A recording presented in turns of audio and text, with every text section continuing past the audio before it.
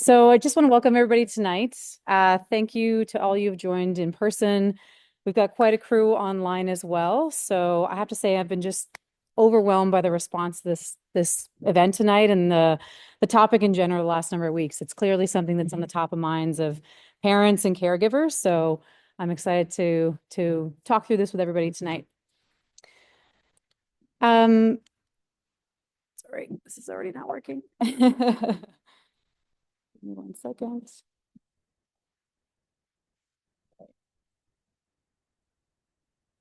There we go.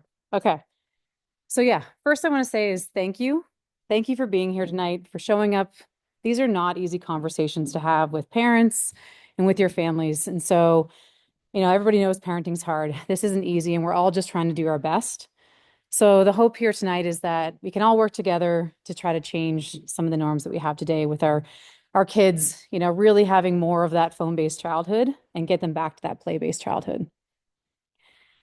So to give you a little bit of background on me, my name is Jenna Post, and I've got two kids here at Hammonds Plains Elementary. I have been in the tech industry for the last 20 years, and I started my career at BlackBerry, actually building some of the first smartphones.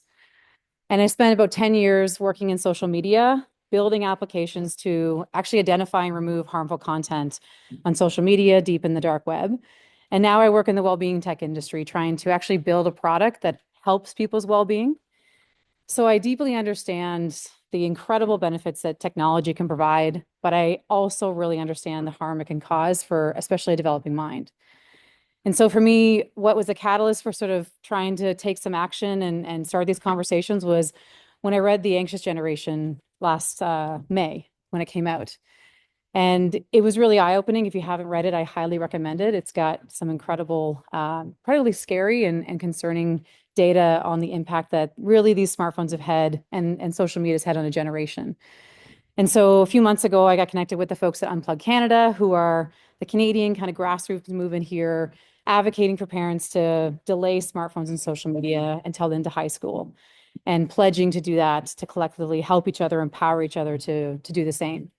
And so during one of the first meetings, I actually had an opportunity to meet three other lovely ladies who helped co-found this Nova Scotia chapter.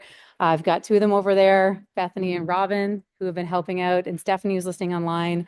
They have absolutely been, a critical part in getting ready for this event tonight and helping sort of organize all of this. It takes a lot to go on behind the scenes. I'm trying to get this out of the way. And so why are we here tonight? So my hope here is that you guys will come away learning a little bit more about the impacts of smartphones on children's development and some actions that each and every one of us can take right now to sort of give our kids back a more healthy childhood and to have some resources to feel empowered to have these conversations in your community and with parents around you. So I'm going to talk here tonight for probably about 40 minutes, and then I'm going to open up some questions and a bit of discussion at the end. But if you're here tonight as a parent who either kids have a smartphone already, whether they've been asking you, have been trying to hold out as best you can, or maybe your kids are young enough now they're not asking yet, I can guarantee you that day is coming sooner than you think if we don't make some change now and try to shift these norms. So to me, 2024 has been a bit of a turning point on this topic. It's given me a lot of hope because with new research emerging, with the anxious generation kind of summarizing much of that, we've seen things like new cell phone policies coming in place in the schools, and that's happened in Nova Scotia and across the country and around the world. And even new legislation being proposed to limit children's access to some of the harmful apps that really are addictive and harmful to their mental health. But how do we get here? Really, in 2 decades, everything's changed. Back in 2005, I'd say either the BlackBerry or Nokia were some of the dominant phones in the market. And it was in 2007 and into 2008 when the iPhone came out and the App Store that really started to change these phones from tools for communication to really into supercomputers. It was 2010 when Instagram came and you start to get the selfie culture and the influencers and really putting that most curated version of your life online.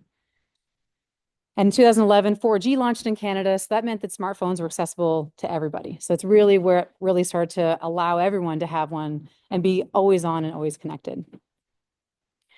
In 2007, TikTok started to introduce that short form content that is highly addictive and it kind of feels like it doesn't have an end. You can just sit there scrolling endlessly.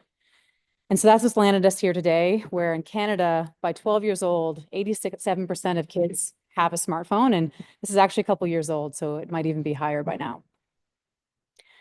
But they're not really phones at all. I know I feel like I hear this a lot from parents when they say, well, my kid needs a phone for safety.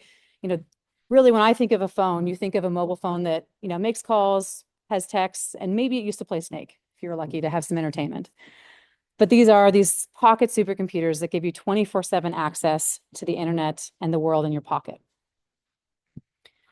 And parents are in an impossible situation because we don't really feel like we have a choice, at least those who have been living this right now. Because you feel like you either have to give your child access to something, maybe you're not sure you want to give them, it may cause some harm to them, or you risk alienating them from their friends at a crucial stage in their development. So it kind of feels like it's a lose-lose for parents and for children. And parents wish things were different. 94% of elementary parents feel like smartphones are harmful. 70% know that they impact negatively on family life. I don't know how many people could agree that devices and screen time are the number one reason families have arguments these days. And I think everyone's just tired of it. And 64% report a negative impact on children's sleep. And if there's one thing I learned in some of my time in the well-being space lately is that sleep is so important, especially for development, for your mental health, for your physical health, academic performance, attention, all of that is stemming from, can be impacted by poor sleep. And what's really unique about this is that the young people wish it was different too. So the ones who've lived through this already, the Gen Zs who are a little older, they see it. They see what their friends, the mental health issues they have and the anxiety that they have. And when you ask them, 67% say they know that smartphones are harmful. 47% of Gen Zers actually wish TikTok and Snapchat had never been invented. I don't know how many things you could think of that you'd say, I wish it had never been invented before. And that's what's kind of different with this. And they even support parents in restricting access to smartphones until they're into high school. And if you look at this quote, this is from Tim, who's the former director of monetization at Meta, which own Facebook and Instagram. We took a page from Big Tobacco's playbook, working to make our offering as addictive as possible at the outset. And it's clear that we caused harm to an entire generation. Yet smartphones have become the norm. In Canada, 57% of 9 to 11-year-olds already have a smartphone. And by 12, it's 87%. And even 86% of children between 9 and 11 have at least one social media account that technically requires them not to have it till they're 13. Because everyone's got one, because everyone's got one.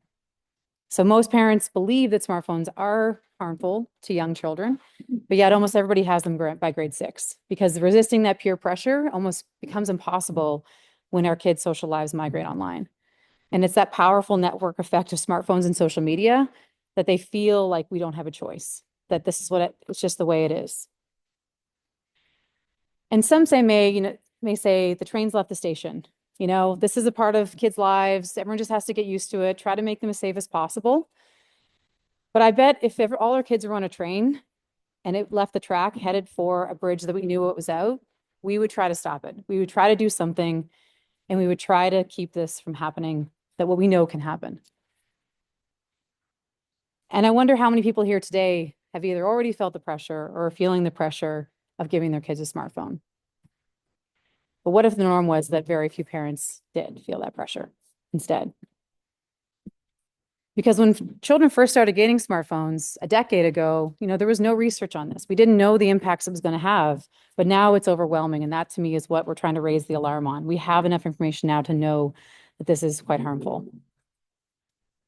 And smartphones are fueling a mental health crisis. So rates of depression, anxiety, self-harm, suicide are dramatically spiked since 2010 when kids started to get smartphones. Ooh, this roof, for those online, it is a little brutal in here tonight. They're doing some work on the roof here. But there was a study of almost 28,000 young adults that showed that the earlier they got a smartphone, the worse their mental health was today. Because that's irreversible when you have this kind of impact at this stage of development. It's hard to change that. It literally gets rewired into their brains. And so, teens with problematic smartphone use, which is more common than you'd think, have 3 times more likely to have depression and 2 times more likely to have anxiety. 3 in 5 girls, teen girls, feel persistently sad and hopeless, with 1 in 3 seriously considering suicide. And there's been a 133% increase in the number of Ontario girls visiting the ER for self-harm injuries since 2010. If you haven't seen, the US Surgeon General issued a warning last year that said the mental health crisis among young people is an emergency. It's time to require a warning label on social media platforms. They normally don't do these kind of warnings, except for things like tobacco and alcohol and gambling, things like that. So this is unique. And unfortunately, smartphones are exposing our kids to harmful content. It's a gateway to in your pocket to extreme content and views that we'd never dream of exposing our kids to in the real world. Hardcore pornography, extremist political views, sexualized and violent imagery, trolling, all of this is online now, and a part of the fabric of modern childhood as it is.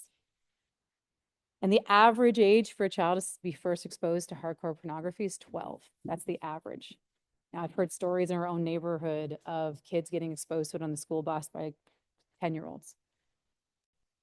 And 75% of 15-year-olds questioned have been sent beheading videos. And 90% of girls and 50% of boys have been sent unwanted explicit content. So I think we'll look back in about 20 years and honestly be horrified with what our kids were exposed to, maybe even sooner.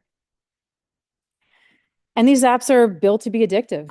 These tech companies build them to make them addictive because maximizing engagement is the fundamental objective of business. To drive revenue, you need users on your platform. You need them on as long as possible. And it doesn't matter how old they are. 46% of teens say they use their phone almost constantly. The average right now is 9 hours a day, and that's not even their school devices. And 12-year-olds are spending 29 hours. That's almost a full-time job on their phones. And 2 and 3 are basically say they almost always find it hard to put down. They're just not capable of kind of resisting those impulses. And behind every screen on your phone is 1,000 engineers working to maximally make it addicting. And children are particularly susceptible of this manipulative design. And while Canada is one of the safest places in the world for children, it's not when they're online. Sites like TikTok, Snapchat, and even Roblox are used by sexual predators to target children. And sextortion is now the fastest growing crime against teens. There's networks of people targeting especially young boys on Instagram and Snapchat, pretending to be young girls, soliciting them for imagery, and then instantly blackmailing them. And it's honestly terrifying, the number of cases of young boys who lead to suicide from that. I know one case that was 23 minutes from the time they got their first message to when they were gone. And 65% of teen users get targeted by sexual offenders, and 100,000 kids each day on Meta's platforms are targeted. And in Canada, there was 7,000 reports of youth being sexually extorted in the last 2 years, and that's just the reported cases. Because when we give our children access to the whole world in their pocket, we give the whole world access to our children. And smartphones have fundamentally changed childhood. They're experience blockers. They distract kids from engaging in the real world and connecting with others. That's really crucial for their healthy development. And the opportunity cost is profound. The average 12-year-old now spends only 4 hours per day or over 4 hours per day on their smartphone, and displacing those kind of activities of them hanging out and playing with their friends. 43% of teenagers' waking minutes are spent on screens. And 4 hours is the average amount of time kids are spending outside a week. That's down at least 50%. And the average time the teenagers are spending with their friends, that's the graph right there on the right, is down 65%. Because it's not just about what the kids are doing on their phone all day that matters, it's what they're not doing. They're missing out on crucial experiences that help them grow into healthy adults. And sadly, I could go on. The impact of sleep, especially when they have their devices in their bedrooms. Bullying's taking place more online because kids are way more brave behind a keyboard than they are in the schoolyard. And it's creating distractions. Kids get more than 500 notifications a day on average.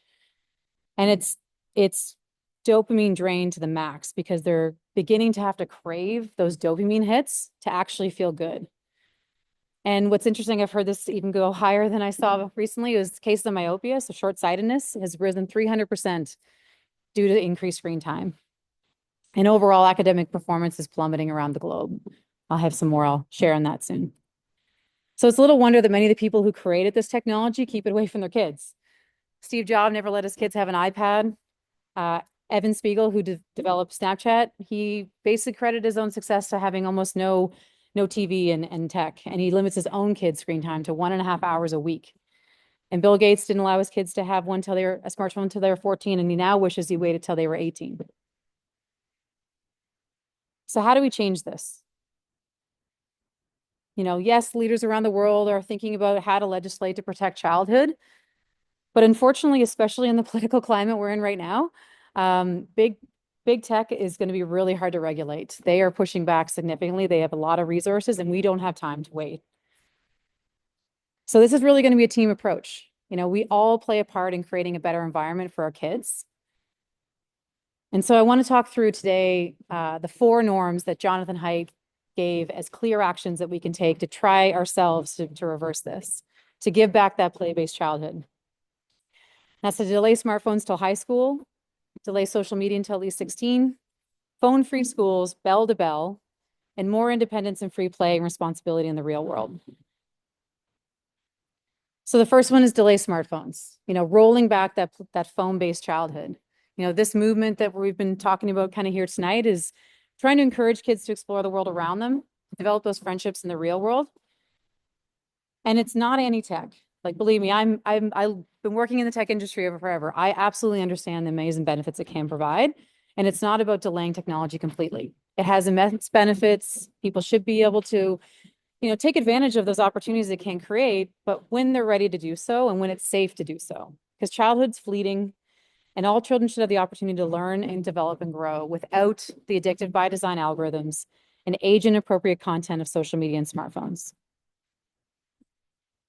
And if we all agree to delay giving our kids smartphones and instead give them maybe simple phones or other tools to still communicate until at least the end of grade 9, the peer pressure instantly reduces. Saying no can feel impossible when you're acting alone, and I'm sure many of you may feel that tonight, but acting collectively makes it infinitely easier. And so this is where you start to see organizations around the world popping up, like Smartphone Free Childhood in the UK. They have 80,000 parents who have stood up and pledged to not give their kids phones until high school. Wait Until 8th has 95,000 people who have pledged to not give their kids smartphones until high school. And this is where Unplugged Canada is our version of this same organization. So it's a grassroots parent movement on a mission to advocate delaying smartphone use until high school and to raise awareness of the impacts that smartphones have on children's development. That's why we're kind of here tonight. And to advocate parents to sign a pledge to delay smartphones because collective action helps everyone succeed and shift that culture. And you might wonder, you know, what's so big about the pledge? Like, why do the pledge in any ways? It's really about strength in numbers. So the more parents that sign this pledge, the more others feel empowered to say yes to delay. Because again, if you feel like you're all alone, it's hard to know what everyone else is thinking. But if you see others are doing it, it makes you more empowered. And it's that common commitment. By collectively committing, we create a new norm where children are less dependent on smartphones. So I encourage you to think about signing this pledge, because we've got over 1,200 parents across Canada, and really we're just getting started. And it's a really simple way to show commitment to this and again, empower others to do the same. It's really simple online. You look for your school, fill in a little bit of information, sign the pledge.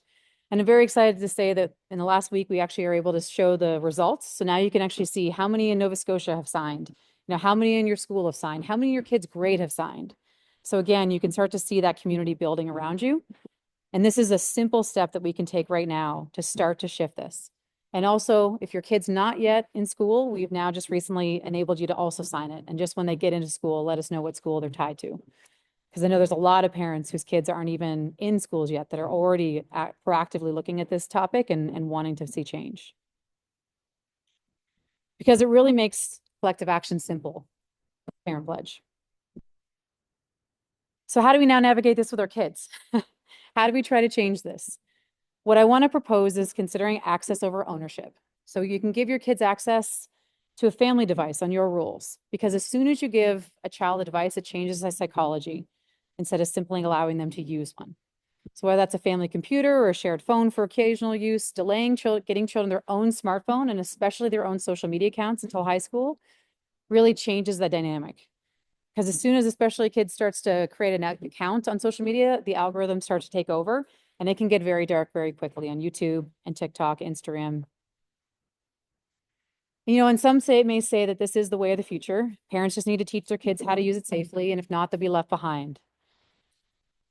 And I absolutely agree, digital literacy is important. We have to teach our kids how to be safe online, but we need to think about introducing this technology in smartphones and apps at age appropriate and developmentally appropriate stages. So I want to just give a plug to this organization called Protect Young Eyes. They have a ton of amazing resources to help parents navigate this and provide you knowledge and tools to keep your kids safe online while promoting a healthy use of technology.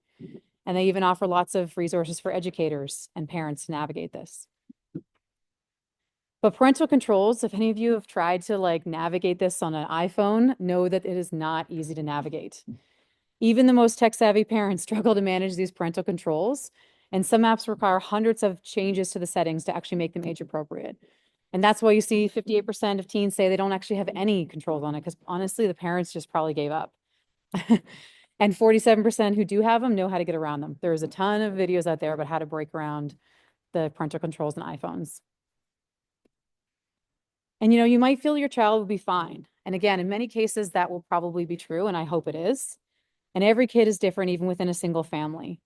But you won't really know for sure until they have a smartphone and how their behavior starts to change. What I do know is that I've joined a group online that has 600,000 parents in it. And I saw an interview with the lady who started that group, and she said, to this date, no family has regretted that they delayed too long, but every single day, parents are talking about how they regret introducing too soon. So if you are considering giving your child a smartphone or a phone in your mind, I would ask yourself, what's the purpose? Do they like to listen to music? Consider a screen-free music player. There's a really cool one called Mighty 3. It syncs with I think it's Spotify and Amazon playlists, and they can play music offline.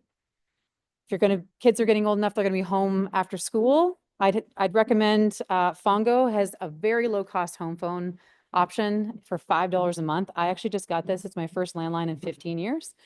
But my kids have been loving being able to pick up the phone and call their grandparents who live away. And frankly, I'm now not going to assume that any babysitters that come into our house have a phone. So it's a really simple way that you can, again, have a way they can call you, way you can call them. Babysitters there too. It's a really great solution, very easy to set up too. And if you do need to have a way to connect with them, I know some parents have kids on the city bus and they want to make sure they're safe or they can call them. There are other options like a parent-controlled watch. I would highly recommend something like the Garmin Bounce or other ones that are meant for parents and kids. An iWatch or an Apple Watch is not. It is, again, really hard to lock down. But if you get the ones that are built for parents, you can control it because, again, while these are a great option, if you don't have proper controls, they can become a 24/7 distraction because you don't take it off your hand. So just be aware that the watch is an amazing solution, but just get the right one to make sure you can turn it off during the school day. You can turn it off at night. They can't access it. And keep it simple, text and call to contacts that you need. Maybe they need occasional access to the internet. Again, consider that family laptop or a shared space and maybe even give them access to your accounts if needed to explore if they want to look around on Facebook and see family friend photos, they can do that. They may not want to go on Facebook, but I feel like some people still do.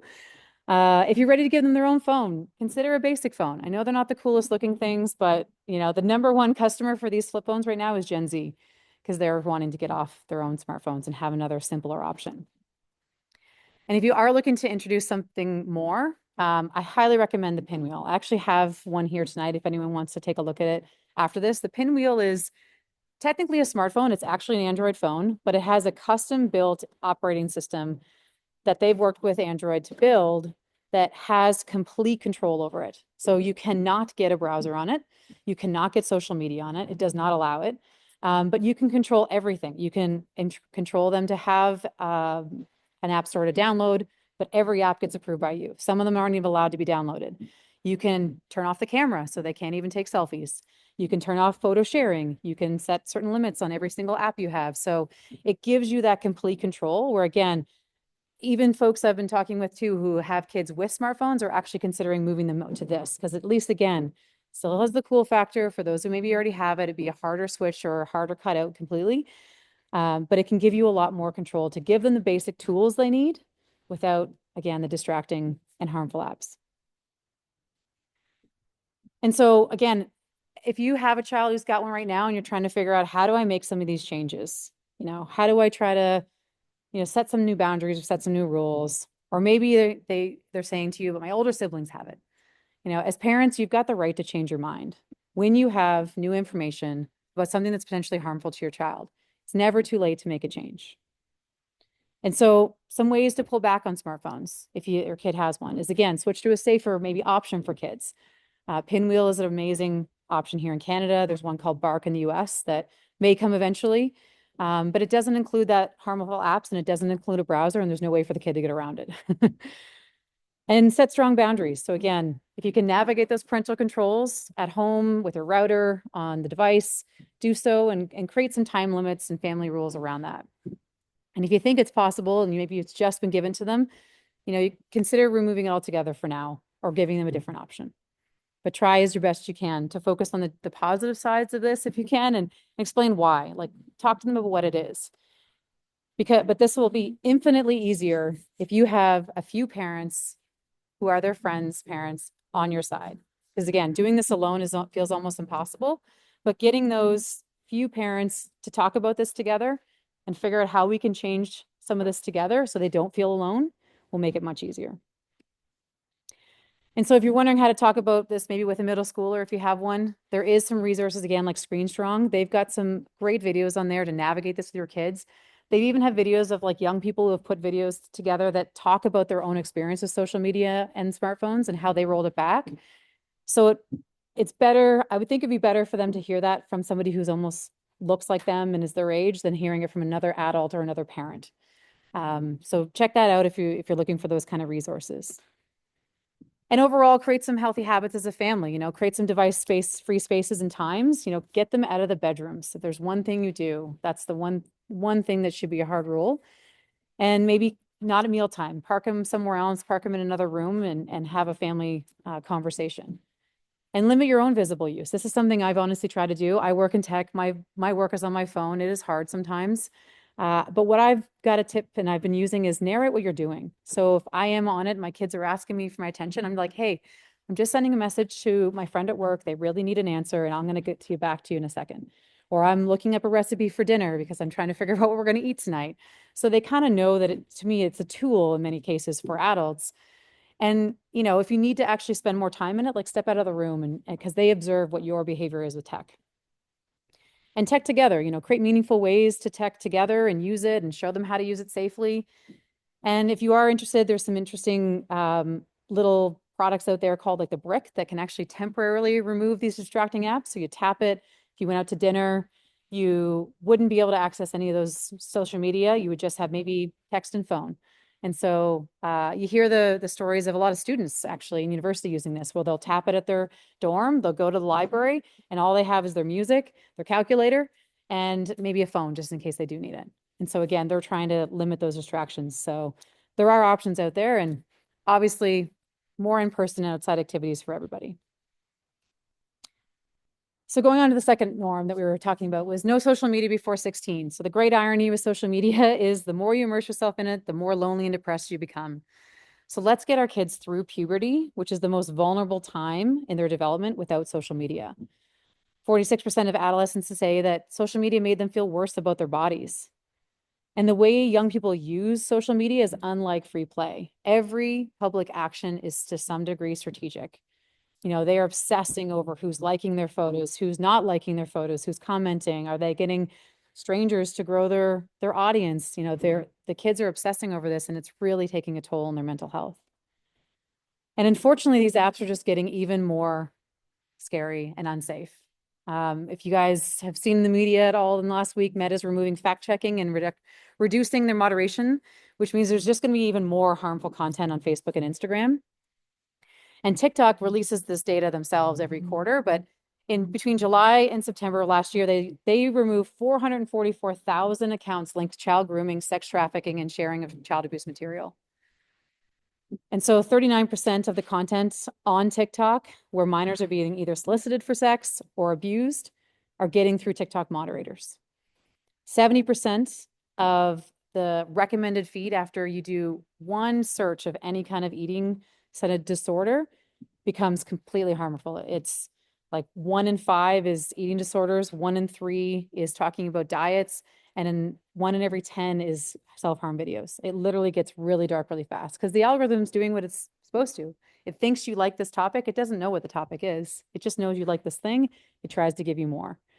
And so it can get really dark fast. Roblox there's a ton of reports on there right now about how much of a pedophile problem it is. It is seeming with people trying to target kids. And on Snapchat, it actually has a huge problem with illegal drugs. 700,000 drug dealer accounts were removed from Snapchat last year. That's been fueling the fentanyl crisis in teens. And really, these tech companies, every time there's something in the media like this, they really have these Titanic-sized dangers, and they tout and spout about all the things they're doing to fix it, and they're really just patching some lifeboats. They're really not doing. They have the power to do this and make it safe, and they aren't, because they want these young users using their product to keep the revenue coming in.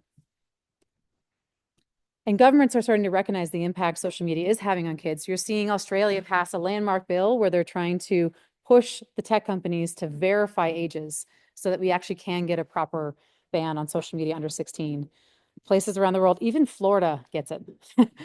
Like Florida is looking to pass the same kind of bill. And that to me it is a bipartisan issue. Like in the States, they've been trying to pass this COSA bill to keep kids safe. And it is the thing that has aligned everybody in the government more than anything is around this Child Safety Act.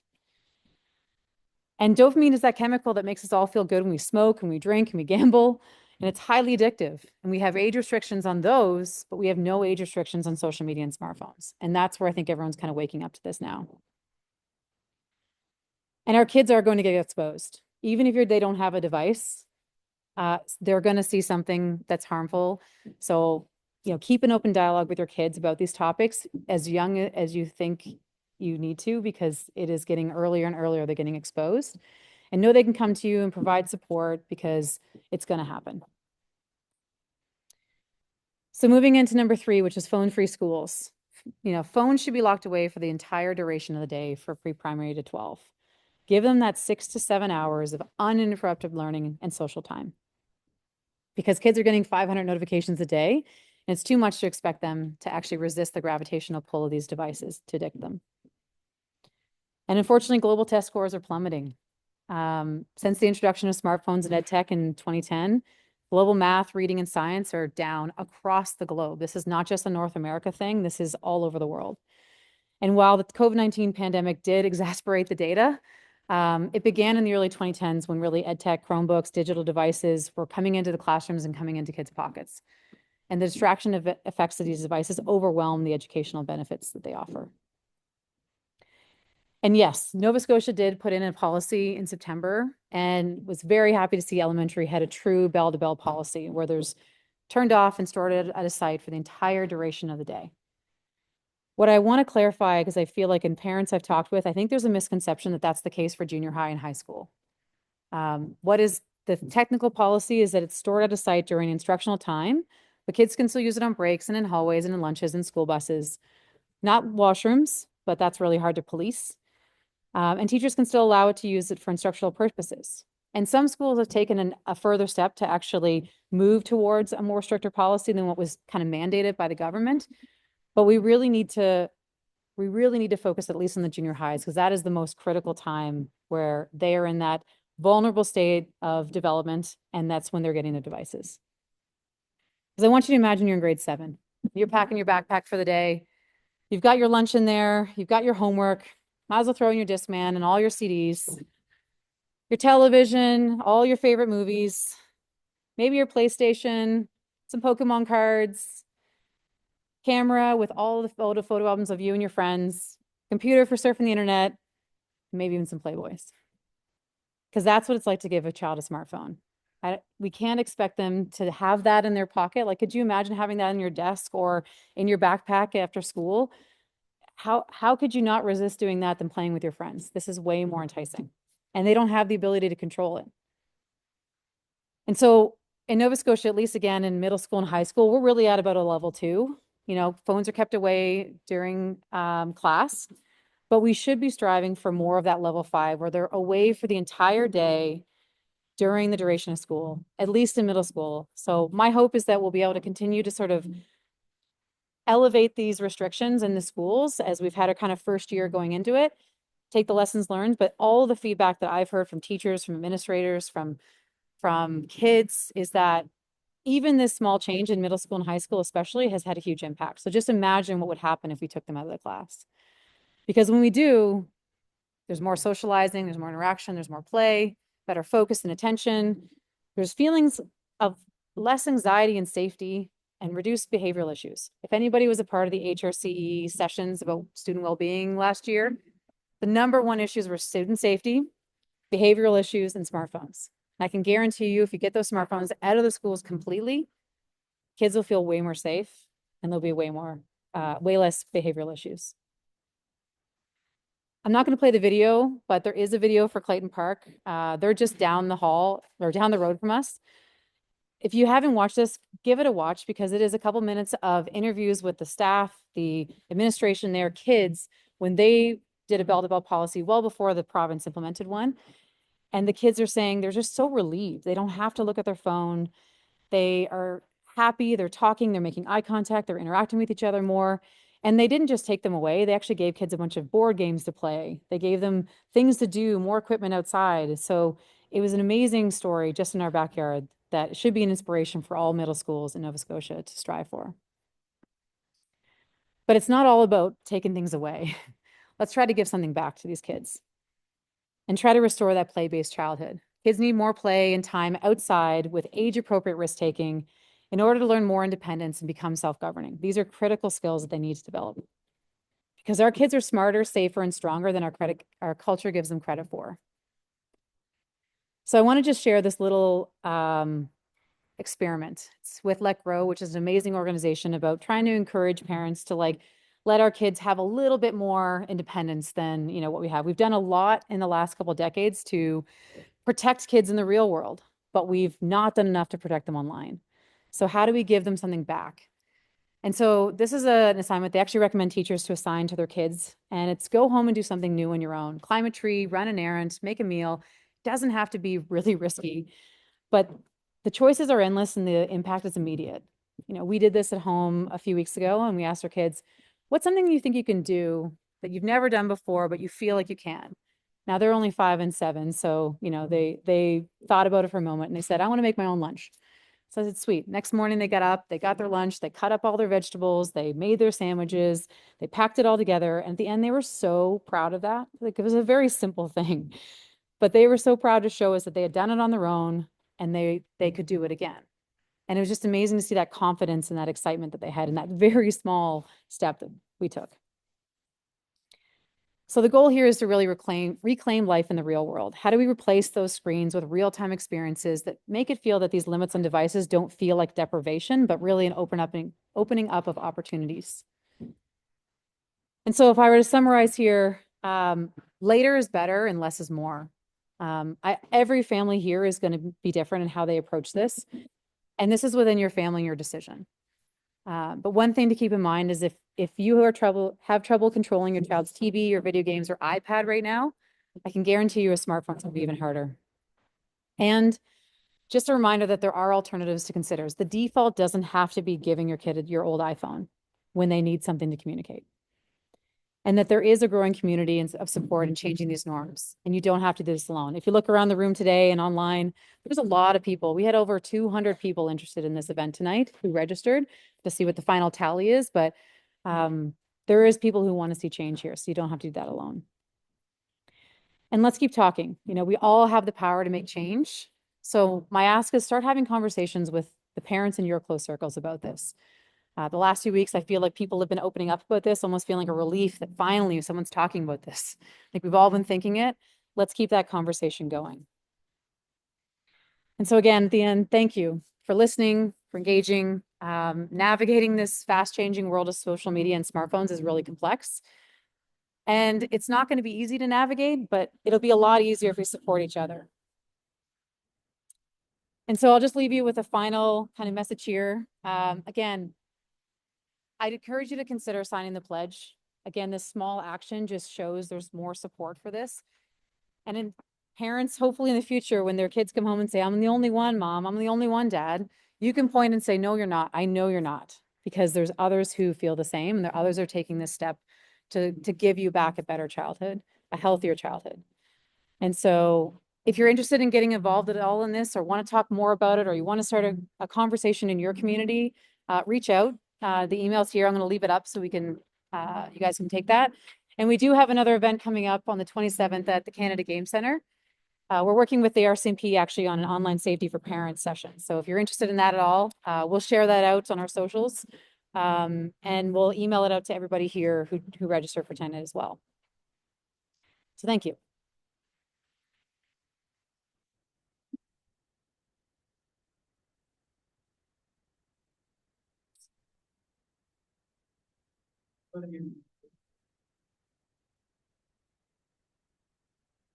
Great question. Those who didn't hear, there's a question as to whether or not anybody will be able to do the same kind of presentation in French. I do know we are working on a French website. That has been a big ask from folks in Quebec, especially. And so I'll have to get back to you because I know that we do have some folks that are growing in the Quebec community as well. And so if anyone's interested, maybe if you want to send an email, we can chat more after. But yeah, there is a movement to try to get more support on the French side as well. All right. I have a lot. Any other questions in the room? I'll start with the room or comments, thoughts. All right. Thank you. All right. Perfect. I'm just going to check here for the slides we shared afterwards. Yeah, so I have the recording. I'm going to share it with everybody so you can have the recording. That's the other thing I'd say to you is like, if you want to figure out how to start conversation, share this recording with somebody else. We've had an amazing discussion a few weeks ago on Maritime Connect. It was a radio call-in with, I think that's how some folks online maybe found out about us from New Brunswick. It was over PEI, New Brunswick and Nova Scotia, and it was an hour where people called in all over the provinces, and every single one was positive and support of this. So it was really eye-opening because you never know with a live call-in show what you're going to get. And you could tell, again, this is something that everybody's thinking about. All right. I'm just seeing if there's any other questions. Lots to consider. All right. Just trying to see if there's anything more. And turn on and say hello to the folks here too. Hi, everybody. French material. All right. Will I be presenting at any other schools? Actually, potentially. I know Bethany and I were chatting. I think their school was interested in maybe having me do the same kind of talk. So we will share out if it's going to be at other schools. Again, if you think somebody who maybe couldn't make it tonight or you think might be interested and wants to hear it. And if anybody is looking for that support, reach out because we're just trying to figure out how we help everybody get this conversation going more in their community. Other provinces having local chapters. Yeah, so PEI has a few folks, and then I believe New Brunswick's been looking to kind of set this up. So every province is trying to get like little pockets of communities. We've kind of done it as like a all Nova Scotia because we're kind of small. In Ontario and Alberta, they have like really pocketed local communities that are building out.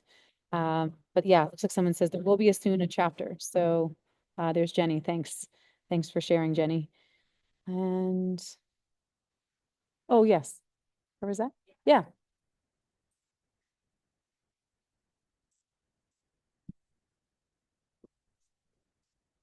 Yes. Be be screen strong. Be screen strong. Yes, it is on. Or I actually have a lot of the resources in this deck that I was going to send out to everybody who registered. Like those who are in person, we do have a little handout that we handed out that kind of summarized some of this information. But I have more that was kind of included in the presentation as the resources that I'll send out to everybody in a PDF. So yeah, that will come out either later tonight or tomorrow. All right. School board. So if someone's recommending the school board personnel would benefit from a similar presentation. If anybody has connections there and wants to recommend it, let me know. We can kind of get in touch. Happy to support. Um, it's a great question. Someone's asking about strategies to kind of support the school. I think there is an opportunity that honestly, like parents do have a strong voice. So if you feel like you want to have a conversation, I would approach the principal and have a conversation. See if there's others in your school that are also interested, because I think again, and it kind of helps when there's numbers. And if more people are thinking about it, we got to voice it. We can't just all think it. And so that's something I would recommend. Um,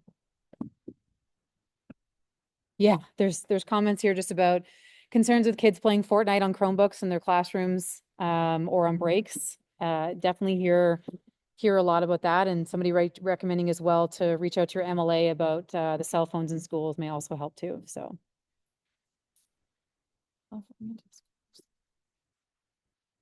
yeah, yes,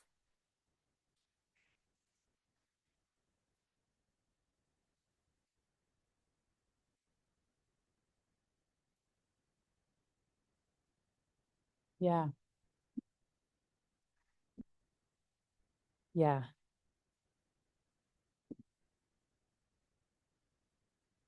yeah, yeah. That's a great question. So just for those online, there was a question about what do you do when maybe your kid's going to a play date and and they know that there's maybe going to be games or screens there and that's not something you'd like your child. I think this is probably one of the number one questions I've been hearing as well across forums and stuff. That's just where it's hard to ask these questions to other parents. Like I think one thing you can just do is say, look, we like to, we prefer if the kids can play. It's not easy, and it's not meant to be judgmental. It just should be just an open conversation. Say we prefer if we can kind of keep the screens or the games to a limit. Or many cases, people just say, let's have the play date at our house, and then set the rules at your house.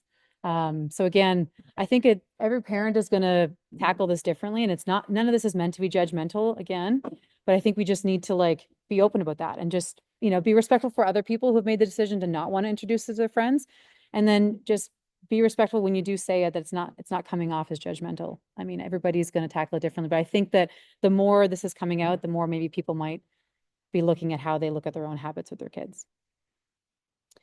Any other questions? And yeah,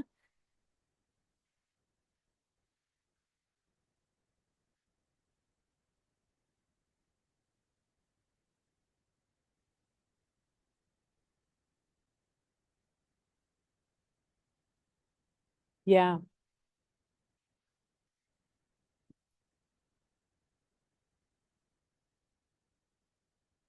yeah, yeah. Just to share for everybody online, a great suggestion as far as like tying it into like when you reach out to talk about it, be like, oh, any food allergies, any sensitivities, what are your thoughts on screens? And so you kind of build it into a conversation that everyone's typically open and talking about as far as making sure there's no allergies. So make it so it doesn't feel like it's a big deal almost, but throwing it in that way kind of maybe lessens the response you might get. Yeah, and another comment here just saying if they're hosting a play date, I will ask their parents ahead of time if limited screen time is okay with them. So even if you're the other way, you sometimes may want to ask if it's okay.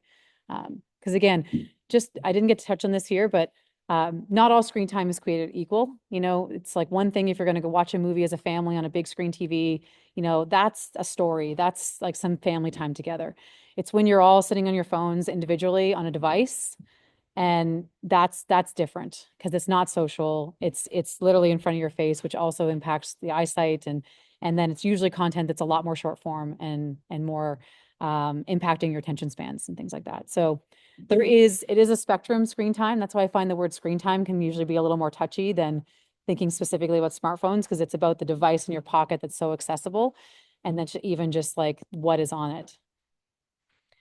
Do you think Canada's policy landscape is ready for something like was interesting. It's a good question. Someone's asking about whether Canada's policy. I know some of the folks at Unplugged, the founders have been, I think, reached out to by some of the government to kind of talk about things, but obviously we're in a little bit of a limbo right now with our politics, so we'll have to just see. But I think, again, as you see other countries step up and take a stance, other countries just kind of, it's that same effect with parents, I feel like, in this topic. It's like, if more people stand up, then more people start following along, and we just need a few people to be the first to kind of do that.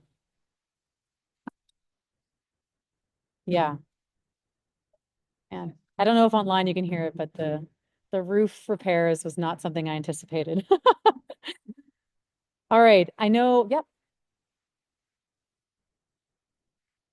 Yeah, I should be able to send that out. I know it's gonna be quite large. That's the only thing, but I can definitely share the recording of the presentation because I can put that a little easier online. But I will if I can get that out, I will. If not, I know I was gonna cut out some of the references at the back for sure, but I will see what I can do to get that out. It is large. Yes. Yeah. Yeah. Yeah. Yeah. Yes. Yeah, so there's just a suggestion here to use, people are looking for the slides to be able to maybe show their kids some of it and explain some of that why. So, um,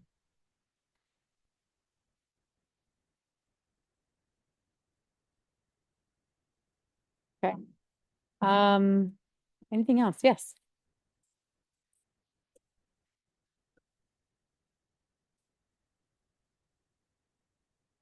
Yeah, that is something. Yep. Yeah. So the question was whether there's ever thought of doing a similar presentation, but for junior high kids to see it. I was curious if that was going to come up because it's something that I've kind of wondered whether it would be valuable.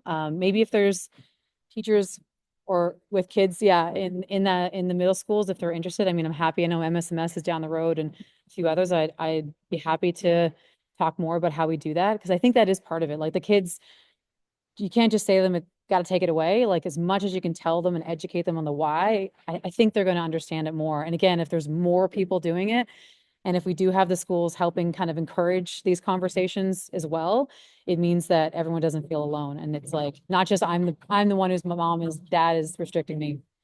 Yeah.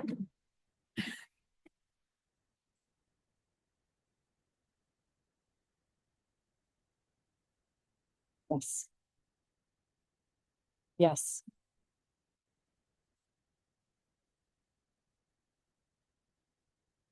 Yeah. Yes.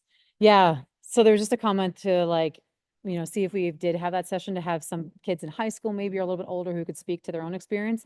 That's part of like that be screen strong. It's a mouthful. Because those videos are by kids who've lived through it. And again, they just seem to like connect more with it and resonate because it's literally kids a couple years older than that are sharing their experience and even telling it in a way that's less like a parent, it's kind of dictating it to them. It's actually, really approachable. Oh, thank you. Any other questions on here? Routines.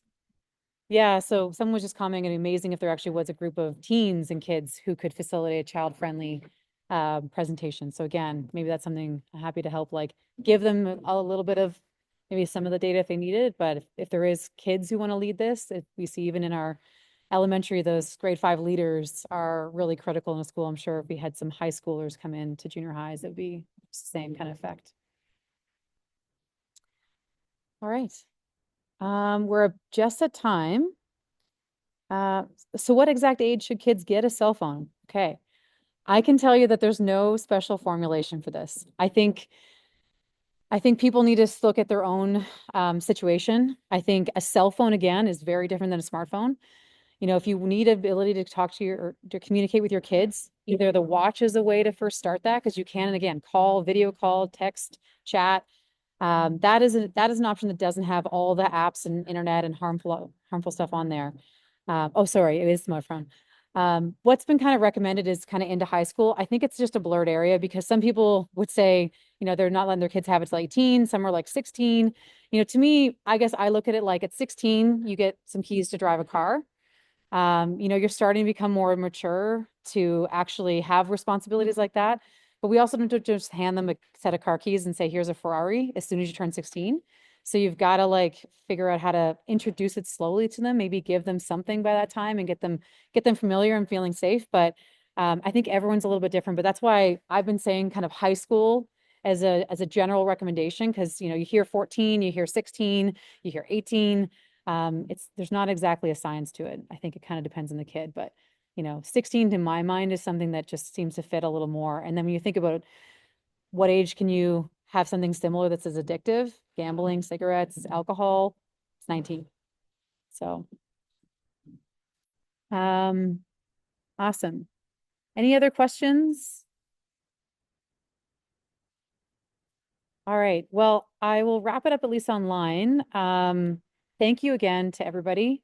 I hope you're able to take something from this. I hope everybody feels maybe a little bit of hope from this conversation that there are other people. Like I think we had 50 or 60 online, and there's probably 30 or 40 in the room here. So, we're about 100 people who want to talk about this, want to figure this out.